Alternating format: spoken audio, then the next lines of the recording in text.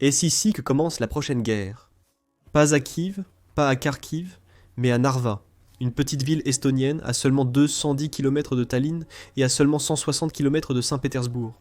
L'Estonie, située à la frontière russe, se prépare en construisant des bunkers, creusant des tranchées et posant des pièges. Et ils ne sont pas subtils quant à la raison. Leur raison, ne jamais faire confiance aux Russes.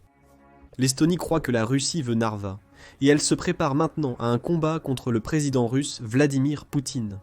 Un combat qui préoccupera sans doute l'OTAN, la Russie. Attaquer cette petite ville estonienne pourrait avoir des répercussions massives pour le reste de l'Europe. Pour comprendre ce qui se passe à Narva, il faut comprendre l'emplacement, l'histoire et pourquoi cela compte. Narva est située à l'extrême nord-est de l'Estonie, à la frontière russe. Narva est la ville la plus à l'est de l'Estonie, membre de l'OTAN et de l'Union européenne. Elle est située directement sur la rivière Narva, qui sert de frontière physique entre l'Estonie et la Fédération de Russie. Sur la rive ouest se trouve Narva, et sur la rive est se trouve la ville russe d'Ivangorod, abritant une forteresse en ruine et une garnison de troupes russes. La distance qui les sépare est de 150 mètres. Et les deux villes ne sont séparées que par un seul pont, ironiquement nommé le pont de l'amitié pendant l'ère soviétique, pour signifier la paix entre les républiques soviétiques et ses voisins. Ce pont a 2 voies et le seul passage terrestre direct entre l'Estonie et la Russie.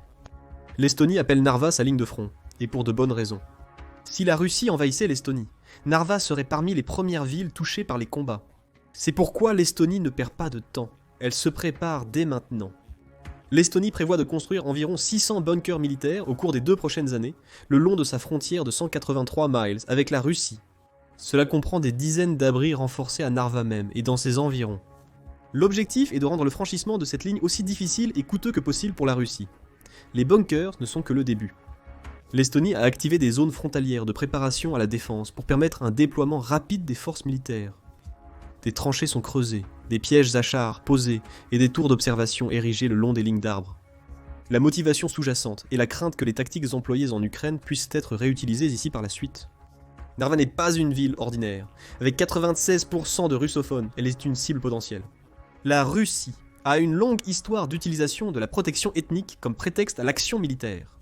Elle l'a fait en Géorgie en 2008, en Crimée en 2014, dans le Donbass et en Ukraine en général en 2022, lorsqu'elle a lancé son invasion à grande échelle. La politique de protection ethnique de la Russie a permis au Kremlin de justifier ses interventions dans les pays voisins en prétextant protéger les russophones à l'étranger. L'idée clé est que si Moscou estime qu'une population russophone est menacée, elle se réserve le droit d'intervenir militairement, politiquement ou de manière ambiguë pour les défendre, même si cela viole la souveraineté d'un autre pays. En 2008, la Russie a envahi les régions séparatistes géorgiennes d'Ossétie du Sud et d'Abkhazie, prétextant protéger les citoyens russes et les casques bleus. Les troupes russes ont occupé les 2 régions, et elles restent sous contrôle russe à ce jour. 6 ans après, le même prétexte a servi à annexer la Crimée. Le Kremlin affirme que les Criméens sont russes, souhaite rentrer chez eux et qu'il doit protéger les Russes ethniques suite à la révolution Euromaïdan en Ukraine. Suivant un référendum sous occupation militaire, la Crimée a été annexée, première grande annexion territoriale depuis la Deuxième Guerre mondiale. Cela s'est étendu au Donbass dans l'est de l'Ukraine, où le Kremlin affirme que les Russes ethniques sont opprimés. Cela a mené à une zone de guerre de faible intensité pendant 8 ans, avant l'invasion à grande échelle de l'Ukraine en 2022. Cette justification domestique et manipulation de la politique étrangère ont mené à la récente crise en Ukraine. Poutine a accusé l'Ukraine de commettre un génocide contre les russophones de l'Est et a qualifié l'invasion d'opération militaire spéciale pour protéger notre peuple en Ukraine. Narva étant majoritairement russophone, les responsables estoniens prennent leurs précautions en 2023 pour éviter qu'ils ne soient les prochains. Le premier ministre Kaja Kallas a déclaré que la Russie ne veut pas réellement la paix actuellement. Autour de la table, il était admis que la Russie n'est pas vraiment digne de confiance. Son avertissement est à la fois politique et stratégique, car l'Estonie n'a pas le luxe d'une zone tampon. Si la Russie traverse la rivière Nava, elle est immédiatement sur le territoire de l'OTAN, ce qui déclenche l'article 5 et la clause de défense collective de l'Alliance. Soudainement, tout l'Occident est impliqué. C'est ce qui rend la situation à Nava si périlleuse. Un faux pas, et la Troisième Guerre mondiale n'est plus hypothétique.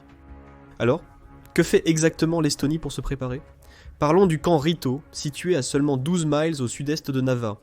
Le camp Rito était la première base militaire nouvellement construite en Estonie depuis la fin de la guerre froide. Conçu pour 1000 soldats, il a été construit avec une défense avancée, un déploiement rapide, une mise en scène de véhicules blindés et une interopérabilité OTAN intégrée. La base fait partie d'un changement de posture plus large de l'OTAN à travers le flanc Est. Depuis 2022, l'Alliance a considérablement étendu sa présence dans les pays baltes. Des troupes britanniques sont en rotation en Estonie. Des roquettes High Mobility Artillery Rocket System américaines ont été déployées. Et l'Estonie a augmenté son budget de défense à 3,3% du produit intérieur brut, l'un des plus élevés de l'OTAN. Mais il ne s'agit pas que de matériel militaire, mais aussi d'un état d'esprit. Les Estoniens ne comptent pas sur une aide extérieure, ils se préparent plutôt à combattre dès le premier jour. Le plan est de retarder l'ennemi, tenir des positions clés, transformer Narva en forteresse pour gagner du temps et permettre aux forces principales de l'OTAN de se mobiliser. Parce que le temps est tout. Quand la Russie a envahi l'Ukraine, elle a rapidement pris des milliers de kilomètres avant une réponse internationale complète. De février à début avril 2022, la Russie a pris le contrôle d'environ 25% du territoire ukrainien en seulement 6 semaines. Les livraisons coordonnées d'armes occidentales telles que les High Mobility Artillery Rocket System, les javelins, les systèmes d'artillerie et les drones n'ont commencé qu'au début du mois de mai, en quantité suffisante pour stopper et repousser les avancées russes. La Russie contrôle désormais 20% du territoire ukrainien. L'Estonie est consciente qu'elle doit être prête dès le début. Les habitants de Narva savent exactement où ils se situent. Ils savent que la Russie est juste de l'autre côté de la frontière. Ils savent que l'histoire a tendance à se répéter. Et ils savent qu'en cas de guerre dans la région, ils seront les premiers concernés. Mais ils ne paniquent pas. Cette réaction vient en partie de la défiance et de la routine, mais surtout de l'expérience. Car Narva a déjà vécu cela auparavant. Pendant la Seconde Guerre mondiale, Narva a été le théâtre de combat parmi les plus meurtriers sur le front de l'Est. Entre février et août, 1944 troupes se sont affrontées ici. Alors que l'armée nazie allemande, soutenue par des conscrits estoniens, luttait pour repousser une offensive soviétique massive, les soviétiques ont lancé des assauts répétés, à travers la rivière Narva, pour percer les lignes allemandes et reprendre l'Estonie. Les combats étaient brutaux, et à la fin du siège, la vieille ville historique de Narva a été complètement détruite, avec plus de 500 000 victimes, consolidant la réputation de Narva comme l'un des champs de bataille les plus meurtriers du front de l'Est. L'héritage de la bataille reste présent, rappelant douloureusement leur vulnérabilité potentielle. Quand les responsables estoniens avertissent d'un possible retour de la guerre, les habitants de Narva ne l'écartent pas, mais ne fuient pas non plus. Leur pays a connu la guerre et l'occupation soviétique, dont ils sont sortis plus préparés. Cependant, la tension persiste. La majorité des habitants de Narva parlent russe comme langue maternelle, car après la Seconde Guerre mondiale, l'Estonie a été annexée par l'Union soviétique. Une grande partie de la population de Narva avait fui ou péri pendant la guerre. Les soviétiques ont donc repeuplé la ville avec des travailleurs russophones provenant principalement de Russie, d'Ukraine et de Biélorussie. Après la chute de l'Union des républiques socialistes soviétiques, la langue et la culture estonienne ont été marginalisées, entraînant un changement démographique significatif. En 1991, l'Estonie a obtenu son indépendance et a décidé de restaurer la citoyenneté uniquement à ceux qui étaient citoyens estoniens avant 1940. Les autres devaient y passer un examen de citoyenneté basé sur la langue et la constitution du pays. Historiquement, beaucoup ont choisi de ne pas le faire, devenant apatrides avec un passeport étranger, ou demandant la citoyenneté russe pour garder leur passeport russe. Avec l'histoire de la Russie qui justifie l'expansion par la protection des citoyens russes, cela soulève une question importante.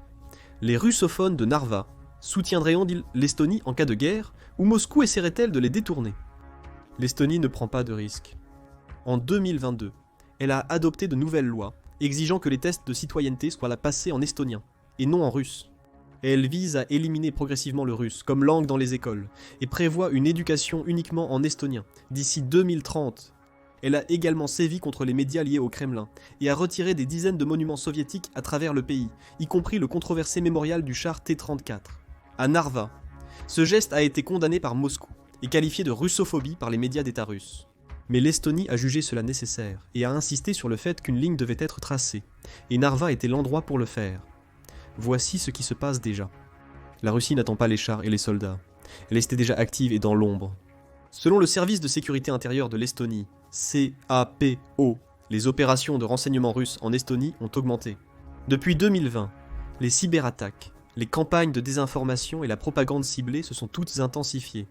En 2022, l'Estonie a subi plus de 4500 cyberattaques, une augmentation spectaculaire par rapport à seulement 800 en 2020, selon le rapport de l'autorité estonienne des systèmes d'information. L'objectif est souvent de saper la confiance, semer la division et déstabiliser de l'intérieur. En février 2024, les autorités estoniennes ont arrêté plusieurs individus soupçonnés de faire partie d'un réseau d'espions russes. Ils étaient prétendument en train de recueillir et transmettre au service fédéral de sécurité de la Fédération de Russie des informations sur les mouvements militaires, l'infrastructure et les cibles politiques. Les responsables ont déclaré faire face à une guerre hybride constante, incluant le brouillage Global Positioning System, dans l'est de l'Estonie, de fausses alertes à la bombe contre des bâtiments gouvernementaux et des campagnes sur les réseaux sociaux visent à provoquer la colère des citoyens russophones. Ce sont les mêmes tactiques que la Russie a utilisées en Ukraine, et l'Estonie le sait. La question devient donc, si la Russie sonde déjà Narva dans l'ombre, jusqu'où sont-ils prêts à aller ? Narva est confronté à ce danger, rendu vulnérable non seulement par sa géographie, mais aussi par la politique et l'incertitude. La possibilité que la Russie puisse créer une crise suffisamment trouble pour diviser l'OTAN et faire hésiter, retarder ou discuter certains alliés, pendant que l'Estonie doit faire face aux conséquences. Le scénario de Narva est un cauchemar pour les commandants de l'OTAN, non pas par son évidence, mais par son ambiguïté. Les troupes russes pourraient provoquer un incident frontalier, envoyer des opérateurs non marqués comme en Crimée, ou prétendre protéger les Russes ethniques et entrer à Narva sans tirer un coup de feu. Dans une telle zone grise, il est incertain si cela serait officiellement considéré comme une invasion, si l'article 5 serait déclenché, ou si l'OTAN réagirait rapidement et fermement. C'est pourquoi l'Estonie n'attend pas. C'est pourquoi des bunkers sont en train d'être creusés maintenant, parce que l'Estonie sait que la Russie compte sur l'hésitation. Mais voici le rebondissement. L'Estonie n'est plus seule. En 2024, pour renforcer sa sécurité en réponse à l'invasion de l'Ukraine par la Russie et à l'évolution de la menace en Europe, la Suède a rejoint l'OTAN. Cela a rapproché la frontière nord de l'Alliance d'une intégration totale. La Finlande avait déjà signé l'année précédente, et maintenant la mer Baltique est pratiquement entourée par le territoire de l'OTAN. Cela signifie que toute agression russe à Narva ne menace pas seulement l'Estonie, mais menace toute l'Europe du Nord, et l'OTAN réagit. Fin 2024, des troupes américaines ont participé à l'exercice PICNI aux côtés des forces françaises et britanniques, dans le cadre de l'activité vigilance de l'OTAN, Brilliant Eagle. Ces exercices n'étaient pas que symboliques, mais visaient à tester les capacités de déploiement rapide et les opérations conjointes, dans exactement le genre de scénario que l'Estonie craint le plus, une incursion russe rapide à travers Narva. Les exercices incluaient des déploiements rapides, des manœuvres multinationales et les systèmes de contrôle de tir intégrés de l'OTAN, combinant artillerie de précision et reconnaissance aérienne. Environ 2000 soldats de l'OTAN, dont des forces françaises, britanniques et estoniennes, soutenus par des blindés, des hélicoptères de combat et des éléments aériens et navals, ont participé à cette unique phase. Bien que les chiffres exacts de l'équipement n'aient pas été divulgués, l'opération a souligné la préparation et l'interopérabilité dans le monde réel en cas d'incursion à grande vitesse de l'Est. La Pologne, un membre clé de l'OTAN à l'Est, a déclaré qu'elle déploierait 2 batteries de défense aérienne patriotes pour renforcer la frontière estonienne, mais ce n'était qu'une façade. Un mouvement pour contrer les menaces de missiles balistiques à courte portée et de croisière. La Pologne déploie aussi les véhicules d'infanterie KF-41 de Link, et engage des bataillons logistiques pour des rotations de 6 mois en Estonie. Pendant ce temps, la Norvège a déployé des capacités complètes de renseignement, surveillance et reconnaissance, intelligence, surveillance et reconnaissance, dans la région, dont des drones radars, Globemaster, des bouées sonars anti-sous-marines dans le golfe de Finlande, et un appui d'imagerie satellite en temps réel. Grâce à son partenariat avec le centre Stratcom de l'OTAN et l'approbation en janvier 2025 du siècle baltique de l'OTAN, un développement majeur. Il s'agit d'une unité multinationale de 10 000 hommes, spécifiquement formée pour un déploiement à grande vitesse en Estonie, en Lettonie et en Lituanie. Son mandat principal est de se mobiliser dans les 48 heures, suivant une incursion russe confirmée, sans débat, sans retard. La force comprend des véhicules blindés de combat d'infanterie français, véhicules blindés de combat d'infanterie de l'infanterie mécanisée néerlandaise et tchèque, de l'artillerie de campagne roumaine, et des ingénieurs aéroportés américains formés pour les opérations de combat, de pontage, de démolition et d'antimobilité. Chaque composant est conçu pour réagir vite et fonctionner de façon transparente sous le commandement unifié de l'OTAN. Ensemble, ils forment un moyen de dissuasion polyvalent et mortel, adaptable à plusieurs scénarios de menaces, des assauts conventionnels aux incursions hybrides, et ce, rapidement. Avec la crise ukrainienne, l'OTAN réalise que les retards coûtent des vies, du territoire et potentiellement de la crédibilité. L'article 5 n'est pas seulement une clause de défense, mais une promesse. NAVA pourrait être le test ultime de sa validité. Mais l'Estonie ne met pas son avenir uniquement entre les mains de l'OTAN. Tout cela est préintégré sous le commandement de l'OTAN et répété annuellement lors des exercices de défense inébranlables.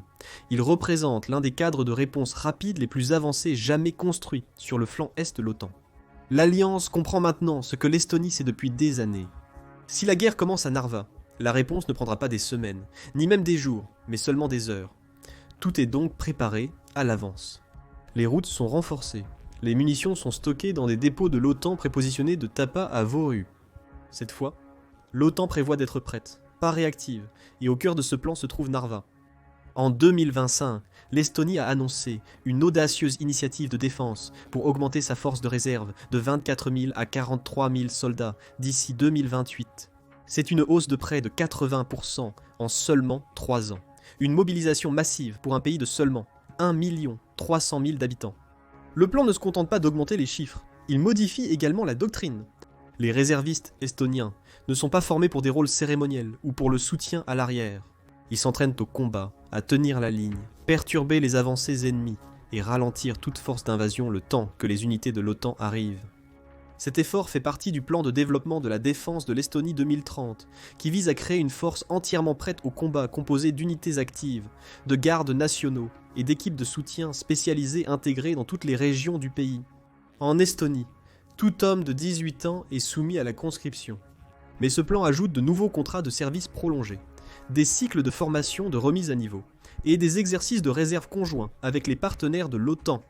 L'Estonie a signé de nouveaux contrats avec Hanwha Defense de Corée du Sud pour équiper sa force croissante avec des canines supplémentaires, des obusiers automoteurs de 155 mm, renforçant sa capacité d'artillerie à longue portée avec une puissance de feu mobile moderne. Ces plateformes, tirant 6 coups par minute à plus de 25 miles de distance, dissuadent efficacement les formations blindées russes. Ils ont déjà prouvé leur efficacité lors d'exercices OTAN conjoints, où précision, mobilité et taux de tir étaient critiques. L'Estonie s'est également associée à British Aerospace Systems Hägglunds de Suède pour acquérir davantage de véhicules de combat d'infanterie combat vehicle, 90, l'un des IFES les plus avancés d'Europe. Ces plateformes blindées sont équipés de canons automatiques de 35 mm, de systèmes avancés d'imagerie thermique et de packages d'armure modulaires, les rendant très efficaces, à la fois en terrain ouvert et en milieu urbain. L'Estonie prévoit d'agrandir sa flotte de CV90 à plus de 80 véhicules, renforçant significativement sa capacité de manœuvre en première ligne. Les acquisitions de défense de l'Estonie pour 2025 devraient dépasser 8 milliards de dollars, soit la dépense de défense annuelle la plus élevée de l'histoire du pays. Un bond massif comparé à son budget de 2020 de seulement 700 millions. Cela inclut des plateformes blindées, des munitions traînantes, des systèmes anti-véhicules aériens sans pilote des drones de combat et des outils de commandement de champs de bataille en réseau conçus pour avantager numériquement ces forces plus réduites.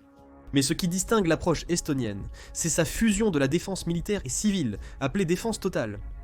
Sur le front intérieur, l'Estonie active ses citoyens grâce à l'expansion des programmes Kaitsalip, également connu sous le nom de Ligue de défense estonienne. Cette milice volontaire compte désormais plus de 20 000 membres répartis en bataillons régionaux. Activables en quelques heures en cas de crise, ils sont formés au véritable combat, aux premiers secours, soins médicaux, tirs de précision, communication cryptée, navigation, démolition et sabotage anti-véhicule. À Narva, le bataillon Kite Salute suit une formation spécialisée en combat urbain. Les volontaires apprennent à utiliser les systèmes de tunnels sous les rues de la ville, à neutraliser les véhicules blindés avec des cocktails Molotov et des engins explosifs improvisés, et à maintenir les structures de commandement pendant les coupures de communication. Ces tactiques alliées s'inspirent des cellules de résistance ukrainiennes qui ont freiné la progression russe en 2022 et 2023. Les femmes et les jeunes sont de plus en plus actifs. L'organisation de défense volontaire des femmes d'Estonie forme maintenant des volontaires féminines en logistique, surveillance, cyberdéfense et soutien civil, ainsi que le corps de jeunesse estonien. Le NORAD Kotkat, ou Jeunes Aigles, offre une formation précoce en conditions physiques, lecture de cartes, artisanat sur le terrain et éducation à la sécurité nationale aux garçons de 7 à 19 ans et aux leaders adultes à partir de 18 ans. Tout cela se nourrit d'une doctrine centrale. Tout le monde se bat. L'Estonie ne prévoit pas d'évacuer les civils, mais plutôt de les armer et de les former. Les routes seront bloquées, les ponts détruits, les stocks de nourriture et de carburant gardés par la milice. Si l'État s'effondre, les unités de défense locales poursuivront la guérilla depuis les forêts et les fermes. Comme dans les années 1940 et 1950, quand les frères de la forêt estoniens ont résisté plus d'une décennie à l'occupation soviétique. C'est un rappel que l'histoire n'est pas oubliée, c'est une politique.